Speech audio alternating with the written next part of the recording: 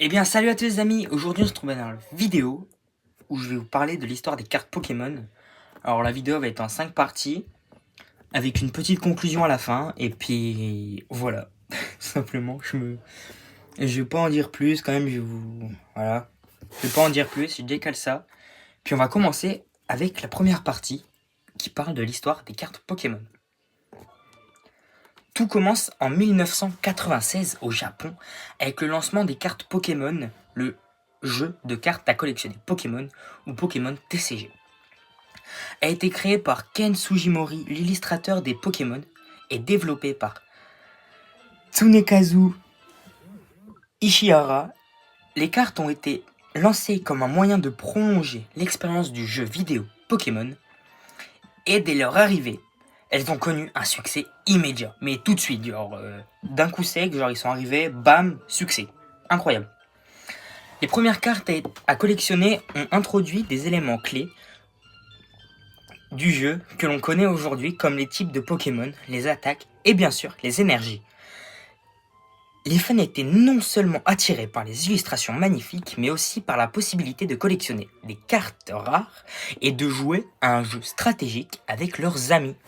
Alors du coup, ça c'était la première partie, tout simplement, voilà. On va passer à la deuxième partie, qui est les cartes à collectionner et leur popularité.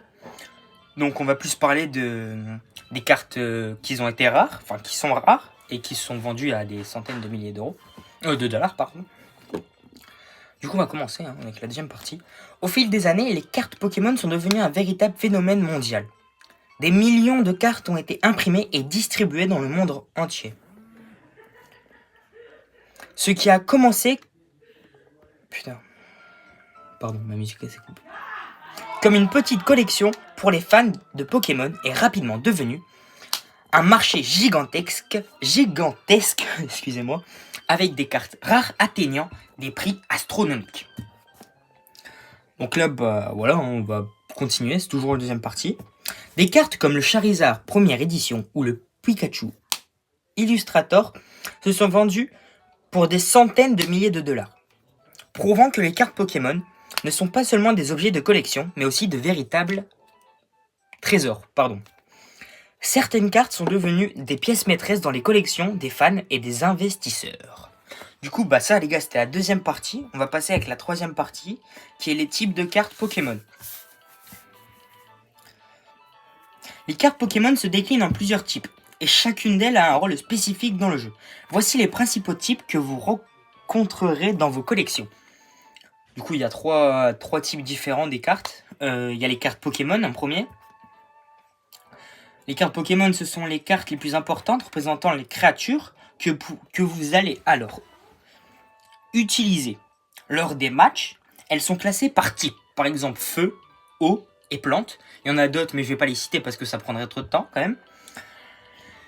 Et ont des attaques qui peuvent être utilisées en fonction de leur énergie.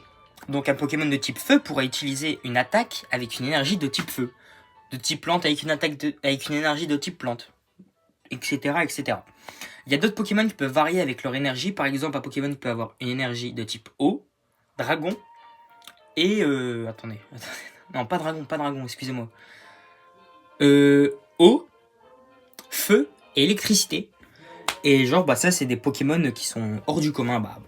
Qui sont pas comme environ les autres. Du coup, bref, on va parler des cartes énergie maintenant. Les cartes énergie sont essentielles pour faire attaquer vos Pokémon, excusez-moi. Chaque type de Pokémon a besoin d'un type d'énergie spécifique, pour utiliser ses attaques, bien sûr. Du coup, après, on va parler des cartes dresseurs. Les cartes dresseurs, ces cartes représentent des objets, des actions ou des personnages qui vous aident à améliorer votre stratégie durant le jeu. Voilà, tout simplement. Les cartes supporters, objets et stadiums sont des exemples de cartes dresseurs. Dans les cartes supporters, ça va être vraiment les dresseurs, les professeurs qui vont recherche professorale, par exemple. Après les dresseurs, je peux vous citer 3 noms. Il y a Nabil, Pierre, Ondine. Après il y en a d'autres, il y a Blue et tout, mais c'est pas les... Voilà quoi. Ensuite, les objets sont les potions de soins, les super potions, les encens, les encens qui sont d'abord dans le jeu Pokémon Go, qui sont après apparus dans les cartes à jouer. dans les cartes à collectionner, excusez-moi. Et ensuite, on a les stadiums. J'ai oublié dans les objets les Pokéballs, excusez-moi. Et dans les stadiums, on a les arènes. Les arènes où pendant les jeux on va combattre.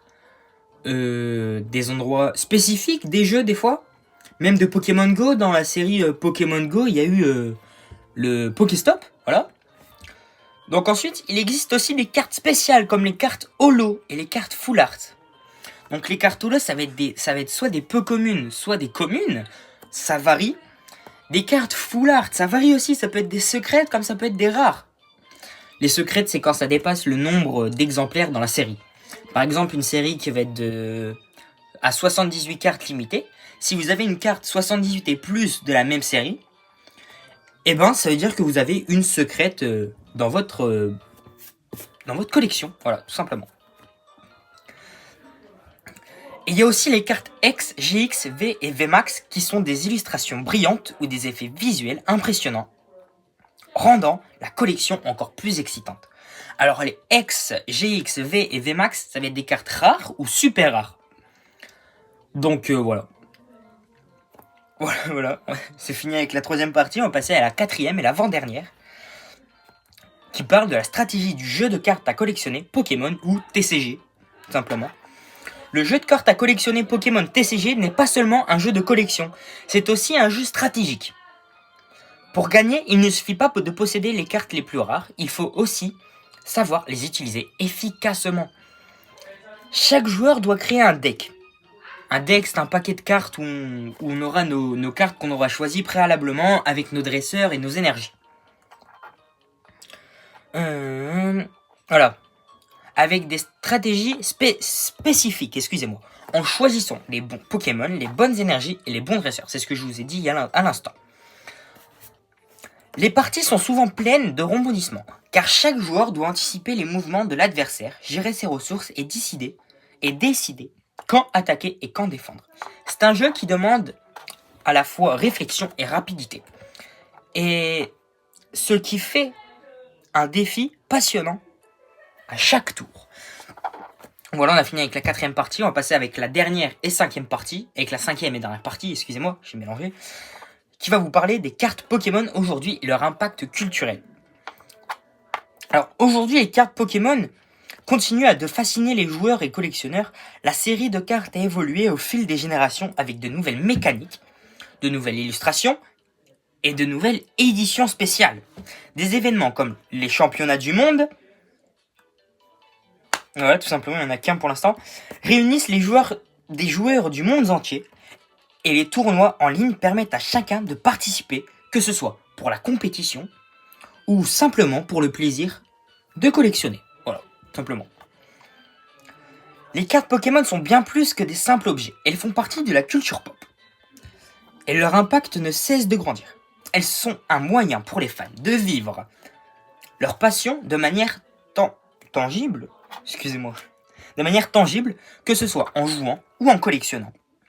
Ou en échangeant des cartes avec d'autres passionnés. Du coup, j'ai fini avec les 5 premières parties. Je décale la feuille, excusez-moi. On va passer avec la conclusion de ce que je viens de vous expliquer, un petit résumé. En résumé, les cartes à collectionner Pokémon sont bien plus qu'un simple jeu.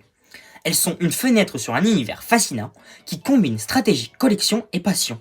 Que vous soyez un vétéran ou un nouveau dans le monde du Pokémon TCG, il y a toujours quelque chose de nouveau à découvrir et à apprécier dans l'univers des cartes Pokémon. Bon, du coup, j'ai fini. Je vous ai expliqué ce que j'avais demandé. Ce que je devais vous expliquer d'ailleurs. Excusez-moi. Du coup, je vous remercie d'avoir regardé cette vidéo jusqu'à la fin. Enfin, si vous êtes là.